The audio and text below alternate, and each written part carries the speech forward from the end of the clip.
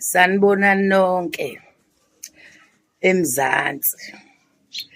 Ngithi angiphawule ngoGugu lo velayo enkundleni zokuxhumana boshelwa ukuthi ureyphile ingane kadadewabo engazange ayireyiphe. uNtuzu unecala phambi kaNkulunkulu ngoba unonto omdala namhlanje ekufanele ukuthi ingane wakhuluma naye, ingane ayisho ebantwini ithi akazange ngithinta umalume. Ngaze ngambiza ngelinye ilanga ngathi, Ntuzu, ngizwa kuthiwa umfowenu kuthiwa hamba nomsayinela, kungani ungayi ukosayina? Igama lakhe lathini? Wathi ayikho into engingayenza ngoba mina obhuti onkankanka nomje yibona kufanele ukuthi bahambe bayokhuluma bona bathule. Ngathi mina wena ngoba uninawe ngane, kungani ungayi ukokhuluma emaphoyiseni? Wathi amaphoyisa kwathiwa unonto meseneminyaka ewu-15 akahambe ayozikhulumela. Ngathi usemdala unonto, uhamba okhuluma ukosho ukuthi nangu uNtuzu uze nononto ukuze adedele uGugu, ngoba uGugu angiyikholwa ngiqala lento ukuthi umntwana udlwengulile ngoba ube yingane ephila njengezingane zonke engakaze ngiyibone kuthiwa inentombi.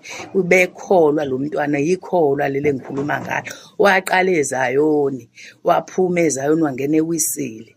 Intshumayelo kuleya ngane, ukuthandaza okukuleya ngane kubo bengingathandazwa, kodwa iyona eyaphuma yakwazi ukuthi ibiyikholwa phakathi kwekhaya. uNtuzu wayithatha wayifaka ejele ngoba ephethwe umona, ingane isebenza. Wathathwa zonke iy'mpahla zayo, ngisho imibhede ithengile, kade isebenza ema-orintshini efemini. Waqedwa lapho wangamnaka umfowabo ngemikhuba yakhe. Le ngane uma ingaphuma angifisi mina ukuthi ihambe kubo, ngoba kubo ngeke isayiphila leya mpilo ekade ilaphaya, ngoba angayibulala, mhlawumbe angayidlisa uphoyizeni ngoba unenhliziyo ebolile. Ngifisa mina inkantolo imthathe uNtuzu imvalele, usaphila usemusha, ufise ukuthi adonse naye abuze ubuhlungu abuzisa ingane yakwabo engakaze ayibheke nangelilodwa ilanga, ingenzanga lutho, azi kahle ukuthi ayinacala, kodwa kuwuyena oyithatha oyivalela lapha ejele ngoba enenhloso zayo kade eyifuyisa enhliziyweni. Ngifisa ukuthi uNtuzu akwazi ukuyogwetshwa ejele ukuze nale ndoda umfazi ahleli nayo ayihlukumeza, inkosikazi ishadile, wathatha indoda yenkosikazi, ikwazi ukugoduka iphinde ekhaya. Usonta amanyala ayikho into ayisontayo, usonta ePostoli nje ayikho into ayisontayo. Unenhliziyo embi ngoba ukwazi ukuthi omunye umfazi angakwazi ukuhlala nendoda yakondlelwe iy'ngane, kondlelwe yena, adle imali yakhe. Uyise uyahlupheka, akwazi ngisho ukuthatha isidwedwe sikayise asiwashe, ethiwa intombazane uyedwa egcekeni. Urabishi nje wentombazane ongeke uze uyazi ukuthi uzoyibala uthini empilweni. Ngiyaxolisa ukusho lelo gama, intukuthelo engaphakathi, ngoba inhliziyo yami yayilokhu ibalisa iminyaka ngale ngane, ngoba ngiyayazi ukuthi kwakuyingane ephilayo, ingane engeke uyizwe ithi nxa, eyazi ukukhuleka kuphela. Inhliziyo yami ibuhlungu ngoba bengilo ngibalisa ngithi uNkulunkulu uzamkhumbula uGugu ngelinye ilanga. Ngokukhuleka kwakho mfana wami uphumile, namhlanje uzophuma, kodwa ngifisa ukuthi ngabe uGugu ayohlala. Ngifisa ukuthi uNkulunkulu uma ngabe khona abamxhasayo athole indawo kwenye indawo lezokwazi ukuhlala khona, abe nokuthula empilweni yakhe, akwazi uyobheka uyise ukwazi ukubhanda indlu ngezandla, azimisele indlu ngoba efuna indawo yokukhosela, ahlale ekhona umntwana wakhe ambukela angenzi lutho, athathe ukuthi yena uzodla imali. Mebona impesheni wayedla imali kayise, engenandaba noyise, uyise ehlupheka, engenalutho, uyise ekhona ey'ntombazane. Ngiyabonga Ntuzu, uNkulunkulu uyaphendula ekugcineni.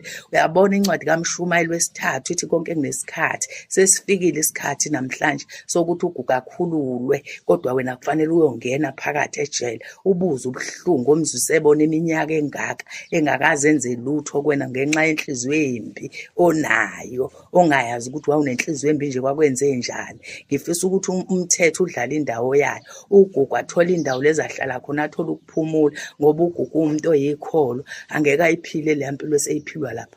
Ngisho ubaba wakhe ngiyabonga mezophuma esaphila, ambone umntanakhe, yize naye ubaba wakhe umbone ukuthi uphatheke kabi, kodwa ayikho into azayenza ngoba uyikhehla mdala, ugugile. Kodwa uNtuzu khona unesibindi sokuthatha ingane yakho abayibophe ayivalele ejele ngento ayazi kahle ukuthi unembezo yamudla. Namhlanje uNkulunkulu uphendulile-ke ukuthi kuze kulunge izinto, akuvele iqiniso ngoGugu. Ngiyabonga kubo bonke abakhulumile nabayisukumele lento ukuthi ingane izikhulunywe, isukuma umhlaba umhlaba wonke ukuze ingane ithole ukukhululeka ngoba sasingazi ukuthi soyikhipha kanjani, soyisiza kanjani. Ngiyabonga.